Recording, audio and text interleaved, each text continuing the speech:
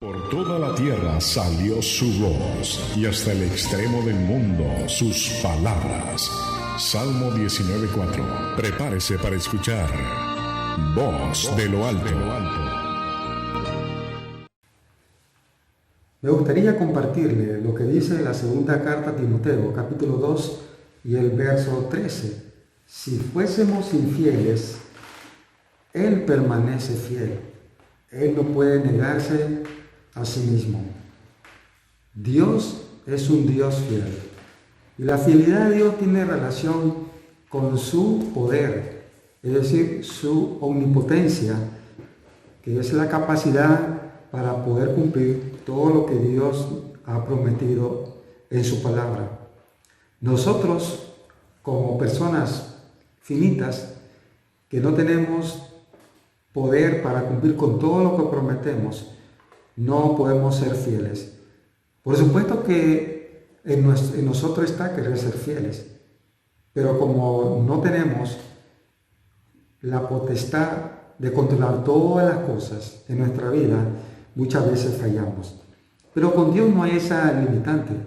Dios es un Dios omnipotente y Él es fiel por su omnipotencia, y sobre esa base hace promesa a los hombres y cumplirá cada una de ellas.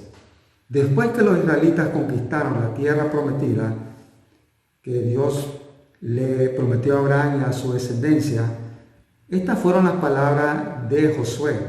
En el capítulo 24, los versos 43 al 45 de Josué dice: de esta manera dio Jehová a Israel toda la tierra que había jurado dar a sus padres, y la poseyeron y habitaron en ella, y Jehová le dio reposo alrededor conforme a todo lo que había jurado a sus padres. Y ninguno de todos sus enemigos pudo hacerle frente, porque Jehová entregó en sus manos a todos sus enemigos. Y lo tengo subrayado esta siguiente frase: no faltó palabra de todas las buenas promesas que Jehová había hecho a la casa de Israel. Todo se cumplió, porque Dios es el que prometió, y Dios es un Dios fiel, porque puede cumplir con su promesa. No hay nada que le obstaculice a Dios poder cumplir con lo que Él promete. Luego de que el rey Salomón dedicó el templo de Dios, él dijo lo siguiente, en el primer libro de los Reyes, capítulo 8, verso 56, dijo así el rey Salomón: bendito sea Jehová, que ha dado paz a su pueblo Israel, conforme a todo lo que él había dicho. Ninguna palabra de todas sus promesas que expresó a Moisés, su siervo, ha faltado.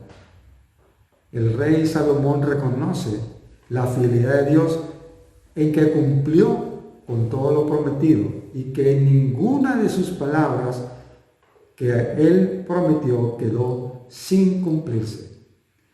En Mateo capítulo 5, verso 18, el Señor Jesús dijo: porque de cierto digo que hasta que pase el cielo y la tierra, ni una jota ni una tilde pasará de la ley, hasta que todo se haya cumplido.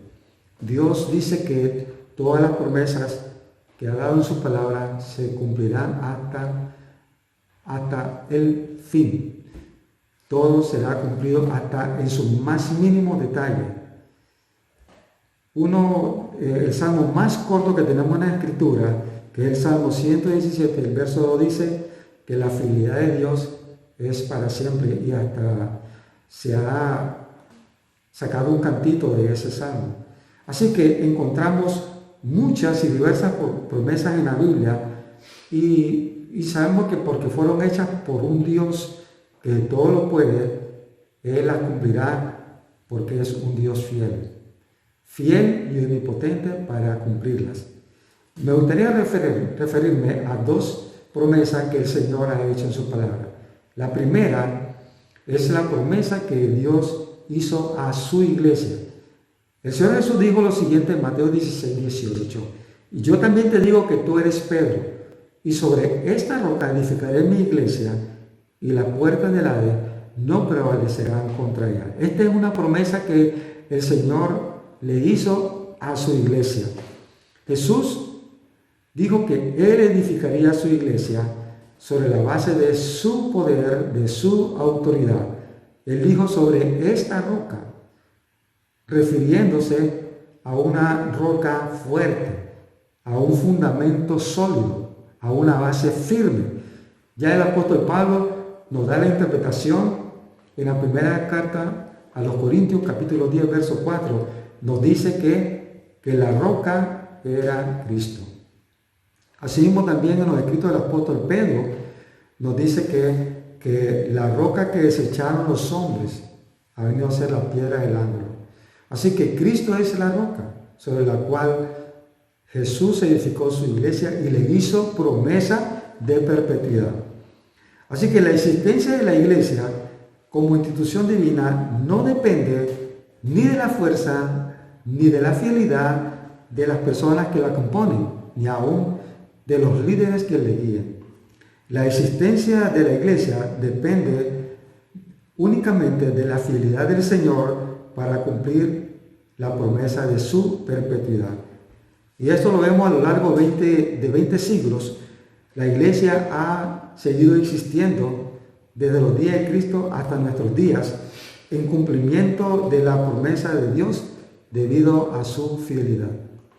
A pesar de los férreos y feroces ataques satánicos en contra de las iglesias han continuado sucediéndose y perpetuándose fieles a su doctrina, fieles a su enseñanza y a las prácticas de sus ordenanzas y de la vida de fe.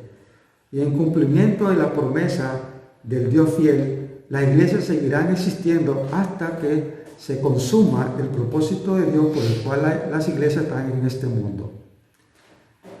La segunda promesa que quiero tocar es la promesa que Dios ha hecho a todos los que confían en Cristo. Así que la primera promesa se refiere a la promesa que Cristo hizo a su iglesia de perpetuidad hasta la consumación de su propósito en este mundo.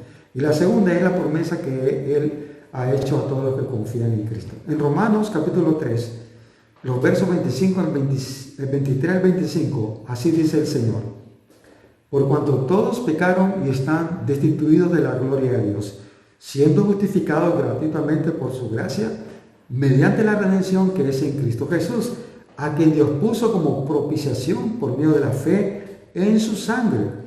Este pasaje presenta al ser humano tal como Dios lo ve y tal como el hombre realmente es. En primer lugar, este pasaje nos dice que todos somos culpables de pecado. En segundo lugar, dice que el pecado nos ha separado de Dios. Un día terminaremos juzgados por nuestros pecados en el infierno. Tercero, que dice que por su gracia, es decir, por su favor inmerecido, que no tiene que ver con ninguna obra de nuestra parte, Dios quiere justificarnos. Quiere justificarnos por pura gracia.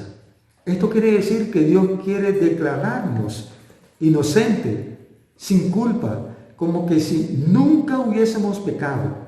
Eso que significa ser justificado por pura gracia. Dios dice que quiere justificarnos. Quiere declararnos como que nunca hubiésemos pecado.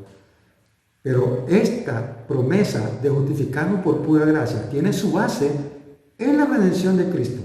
No solo porque Dios quiere hacerlo, sino porque Dios quiere hacerlo y puede hacerlo en base a lo que Cristo hizo, en base a la redención de Cristo.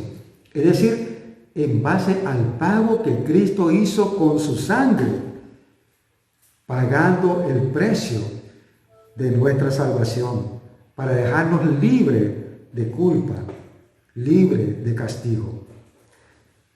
Quinto, todo el que pone su confianza en la sangre de Cristo, entonces es libre de culpa y del castigo de su pecado, porque solo la sangre de Cristo propicia a Dios Es decir, solo la sangre de Cristo es la ofrenda aceptable que cambia la ira y el juicio de Dios por su misericordia y su perdón. Cristo es la ofrenda que cambia la ira de Dios. Cristo es la ofrenda que cambia el juicio que nosotros merecemos, para que Dios muestre su misericordia y nos otorgue su perdón. Ninguna religión, ninguna buenas obras puede librar al ser humano del pecado, ni tampoco traerá el perdón de Dios.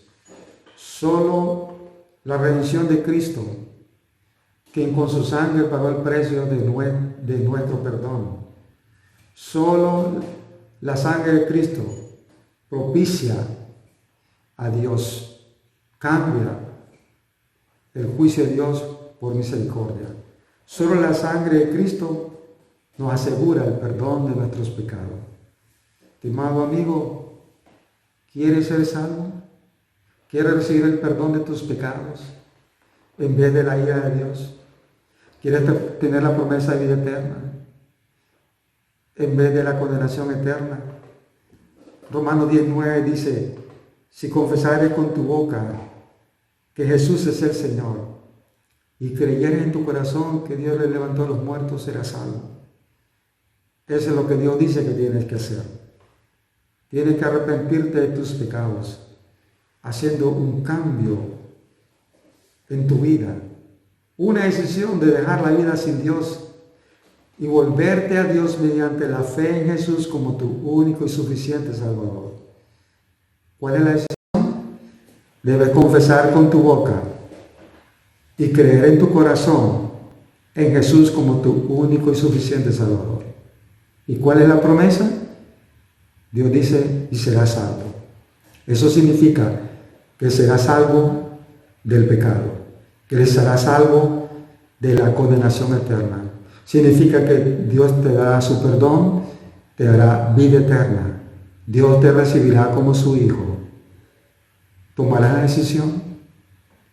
¿O decidirás seguir así, viviendo una vida sin Dios, terminando al final de tu carrera, al final de tu vida, sufriendo el castigo de tus pecados en el infierno? ¿Por qué? ¿Por qué no aceptar a Cristo y hacer de Él tu único y suficiente Salvador? Espero que haga esa decisión. Dios te ama y Él quiere salvarte. Él desea salvarte y promete salvarte, y lo hará si tú tomas esa decisión. Que Dios te bendiga.